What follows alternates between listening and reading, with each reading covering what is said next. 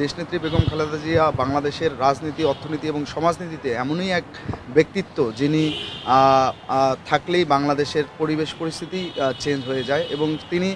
ইতিমধ্যেই বাংলাদেশের জাতীয় ঐক্যের প্রতীক হয়ে আছেন এবং তার যে আপোষহীন সংগ্রাম দেশের স্বাধীনতা এবং সার্বভৌমত্বের প্রশ্নে, তার জন্যই এদেশের মানুষ, এদেশের দল মত ধর্ম বর্ণ গোত্র নির্বিশেষে যে যেমনি করে তার ধর্মীয় নীতি রীতি অনুসরণ করেই দেশনেত্রী বেগম খালেদা জিয়ার জন্য দোয়া করছে, আশীর্বাদ করছে, প্রার্থনা করছে তিনি যাতে খুব দ্রুত সময়ের মধ্যেই আরোগ্য লাভ করে এদেশের আবারও হাল ধরতে পারেন। বর্তমান 5 আগস্ট পরবর্তীত সময়ে দেশনেত্রী বেগম খালেদা জিয়ার সুস্থ স্বাভাবিক সুস্থ শরীর নিয়ে উপস্থিতি বাংলাদেশের স্থিতিশীল রাজনৈতিক পরিবেশের জন্য খুবই দরকার, খুবই প্রয়োজন।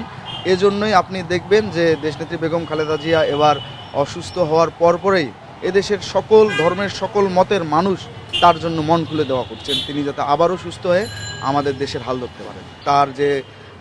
নেতাকর্মী সমর্থক এবং আপামর জনতা সেখানে ভিড় করছে, এখানে আসলে ভালোবাসার জায়গা থেকে, আবেগের জায়গা থেকে। তারপরও আমি বলবো, যেহেতু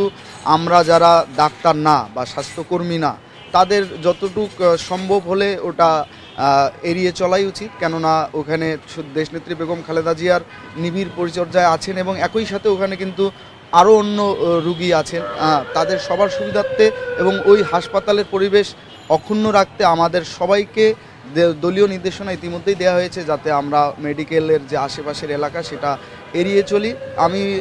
আপনাদের মাধ্যমে আবারও বলবো, আমাদের আবেগ ভালোবাসা অবশ্যই থাকবে। আমরা যেহেতু ডাক্তার নই, আমরা যেহেতু স্বাস্থ্যকর্মী নেই, আমরা শুধু ওইখানকার পরিবেশটা নিশ্চিত করার জন্য যেমন আমরা সচেতন হব, একই সাথে আমরা মহান সৃষ্টিকর্তার কাছে আমরা হাত তুলে প্রাণ খুলে দোয়া করব যে তিনি যাতে আবারও দ্রুত